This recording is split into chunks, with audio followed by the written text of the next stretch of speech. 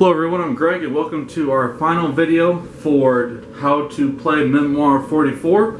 If you haven't already, go ahead and check out the previous videos for how line of sight works, how battling works, terrain tiles, and movement. For this video, we're specifically looking at how do we do anything, how do we get anything started. And those are used by cards in the command deck.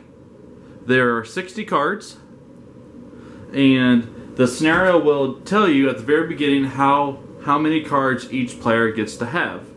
For this scenario, this is the first scenario that we're going to be doing for the playthrough. I'll talk about that later. For right now, though, we are going to go with each player has 4 cards to start with. So this will be for the Americans here. There are 2 types of cards. There are section cards and tactic cards. Tactic cards have this gray background and it doesn't have a specific section of the map. So this says issue in order to 4 units of your choice. This one, it says attack, issue in order to 3 units on the left flank. So on these maps, as you can tell, I flipped the board over to the countryside of the map. There are red dotted lines here and here, which designates left, center, and right flank. So attack of 3 units on the left flank, and it has the number 3 here, and it's highlighted on the left here, order 3 units. That means if I play this card, I can order 3 units on the left to move and attack. Now let's say I only had a card that says you can only move 1 unit, such as what I'm grabbing here right now is a recon card, which does a little more than just order 1 unit. So if I had this card, I can only order 1 unit on the left side. So I have 3. Only 1 can move and or attack. So if I wanted to order these units to move over here on the dotted line, they could then still attack. However, these 2 units, even though they may be in range of the enemy, cannot move and they cannot attack because they have not been given any orders. So for next time, let's say I had a card that says units order units in the middle. Because this unit is on the line, they can be treated as center or the left flank. Now the tactic cards does not designate a section, so it just says issue an order to 4 units of your choice. So I could go 1, 2, 3, and 4. So I could do those 4. Sometimes I like to use the dice to designate which ones I'm ordering. That way I remember right away. I don't have to guess. If I move them 1, I'll move the dice there too. That way I know I make sure to do it. You have to issue your orders first to all of your units before you move. And then you have to move all of your units that you want to before you can attack. So we will move those back into place. And then whenever I fulfilled everything that they need to do for that 1 unit, I remove the die from that unit. So there are special cards for tactic cards, such as Ambush, which reads, after opponent declares a close assault, but before they roll their die battle or the battle die, play this card. Roll your battle dice first. If opponent's unit was not eliminated or forced to retreat, it may then attack normally. At the end of the turn, draw your command card first. So that means if, let's say, a unit was adjacent to that unit and they decide to attack, the Germans would be able to play that ambush first. They would be able to roll 3 dice, and they rolled 2 hits. So because they were not completely defeated or retreated, this unit can now attack them. But if they were either defeated or retreated back to here, they cannot attack.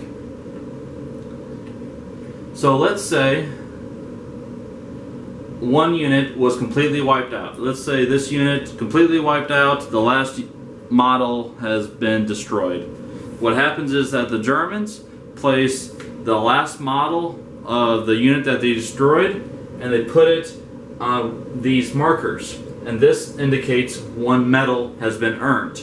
So scenarios will tell you how many medals you have to have in order to win the game. Some is 4, some is 7, it's in between. So once you have acquired enough medals, you have then won. You acquire medals by defeating a unit entirely, or objective tokens that are temporary medals.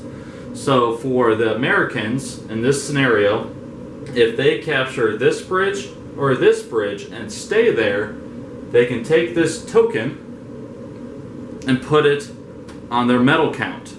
So, and as long as they are there, they can keep that temporary medal. But if for any reason they leave that bridge, they lose that token and it goes back to the bridge. So that is another way of you being able to win. Is not just destroying the enemy completely, it's you can also acquire objectives. I do not have the campaign books.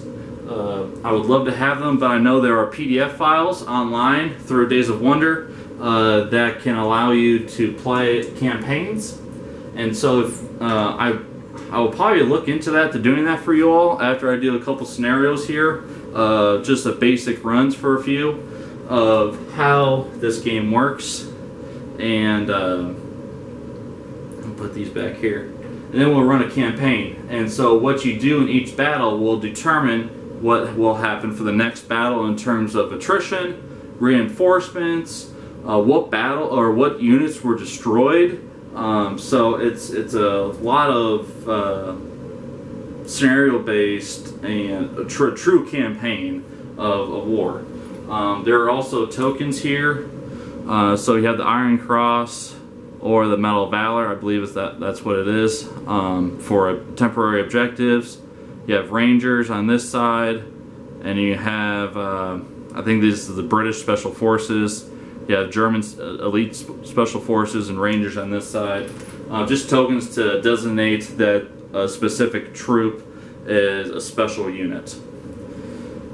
So once you have played a card, you'll put it in the discard pile, and you will draw another card from the top of the deck. There's only one deck. You and your opponent shares the same deck.